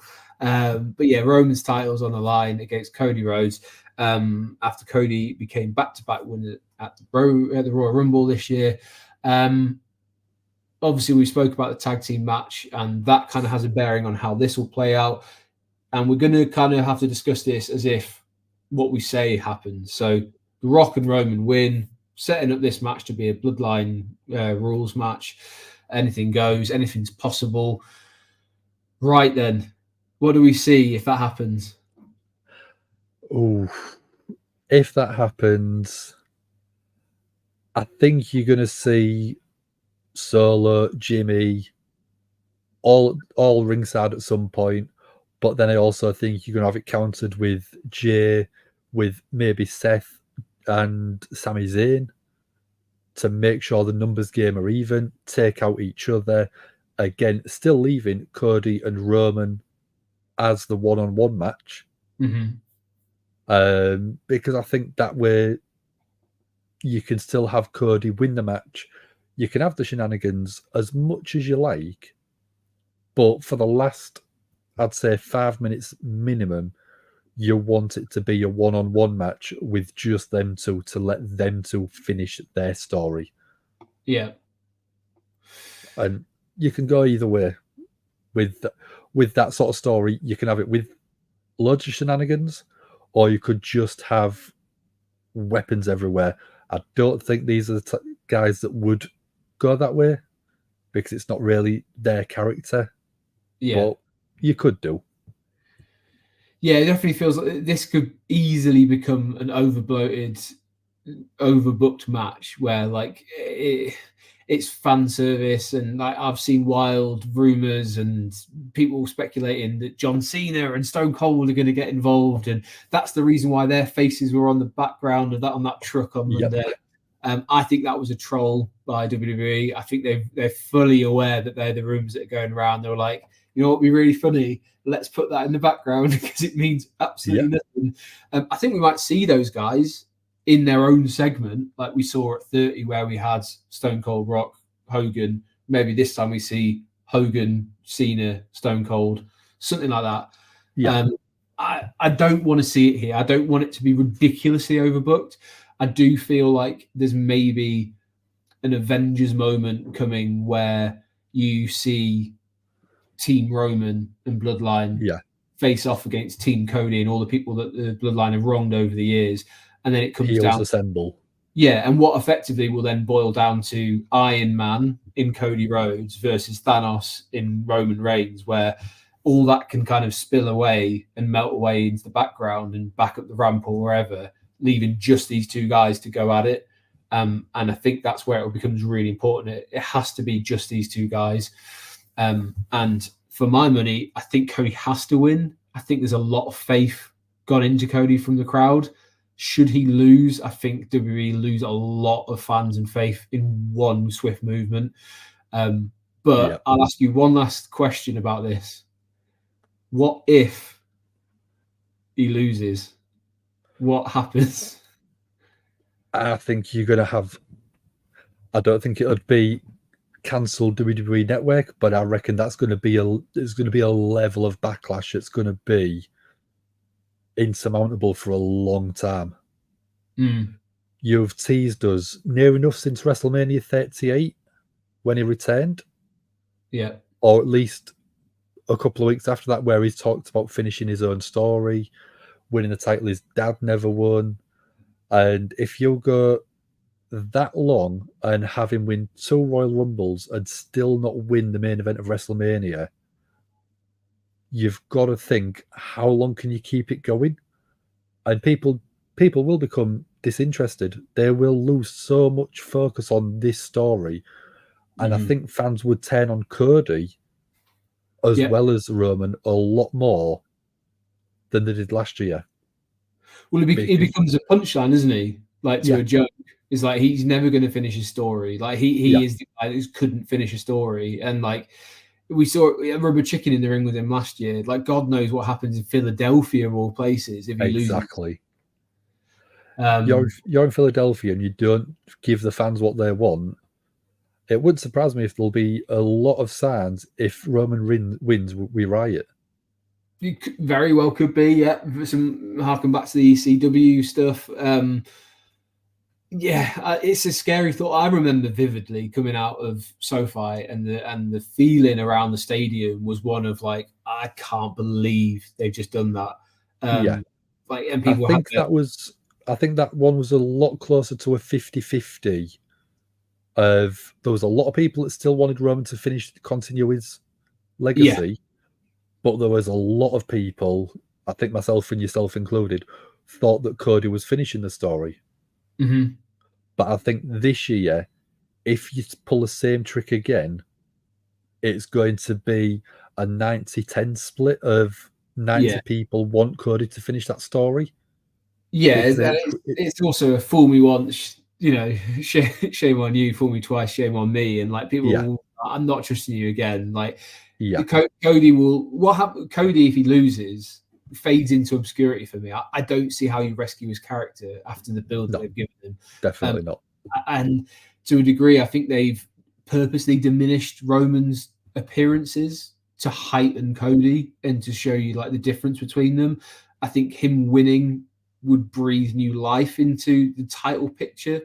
It makes so many more possibilities. As we said earlier on, the likes of LA Knight, the likes of AJ Styles would then start to be like, oh, I would get a title match because it's a new version of creative, a new storyline that we haven't seen before. Cody Rhodes then gets to, can you actually be the guy who carries the company, or is Roman right and you're not that guy? Like, you'll never be that guy. And all that kind of story. And that's where Cody's development then comes on, is how long is it until you become the bad guy? And we say it a lot on this, like the Dark Knight stuff. Like, do you live long enough to see yourself become the bad guy and the enemy and stuff like that? And that's where he can still be relevant with that championship. Roman can then go on, and this is where I was sort of hinting at it before.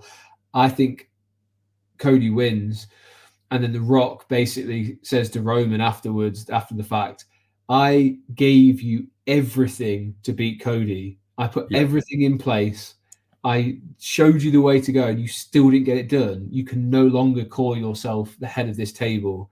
I'm taking that away from you. Like, you've squandered it. Like, you will bow to your like real tribal chief, you the high chief. who you should have done in the first place, because people forget he cut a promo not that long ago where he said, "Where should I eat? Should I eat at the head of the table?" Like, that's a line that should really be sticking out, and like people seem to have forgotten about that. So, do you think The Rock is much of a factor here, or is his work done after night one? I think he's going to be involved in some way in night two, no matter which way it goes, because last year you had Solo kicked out of the ringside area, still came back to affect the outcome of the match. Just because it says in the actual stipulation, all members of the Bloodline will be barred from ringside during the match, doesn't mean they actually have to stick to that. As long as the referee doesn't see it, you can get away with it. Yeah. But again, looking past WrestleMania, if you're having Cody win and Roman is losing, you could have The Rock come out and cut that promo on Roman, and that could potentially set up a SummerSlam match. Because in my mind, The Rock is more synonymous with SummerSlam than he is WrestleMania. Yeah, I agree. Apart from Austin and Hogan, that's like the only ones I'd say he's like kind of had. Yeah. And even then, Austin was 3 times, Cena was twice, Hogan was a one-off. Yeah, and that's 6 years of his run. And out of that, can you name anyone else that he really faced at WrestleMania?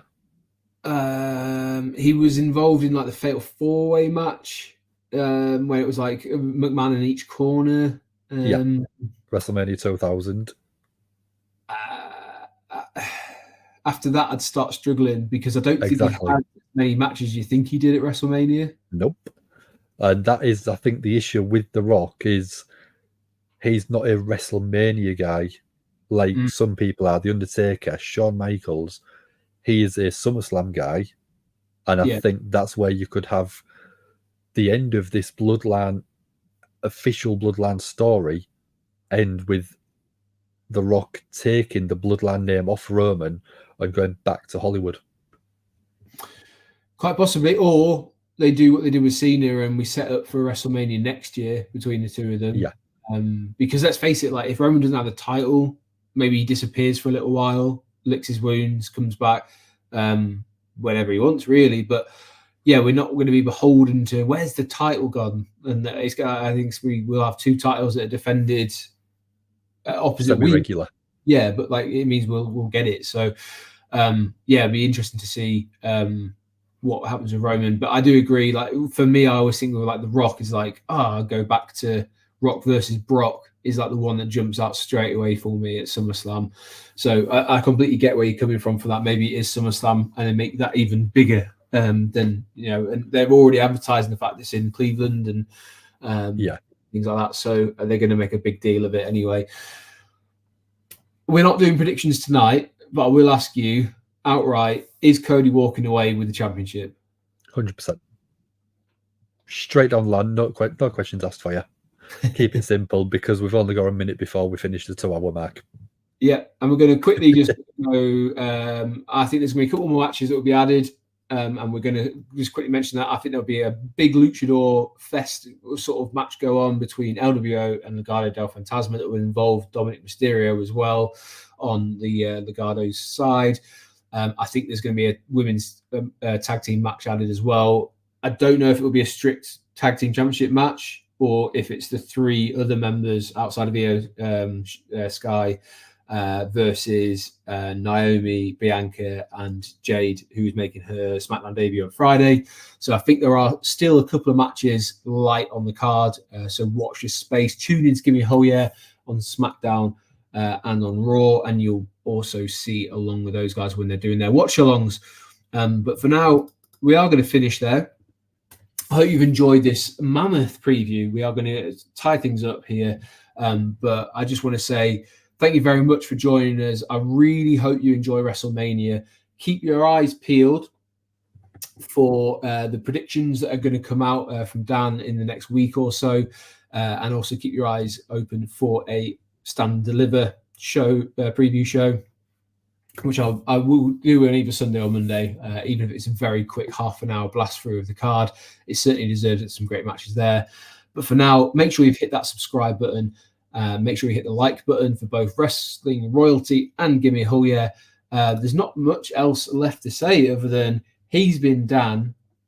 I'm Andy. This has been Wrestling Royalty. Gimme a Hull Yeah. We're out of here. See you soon, guys.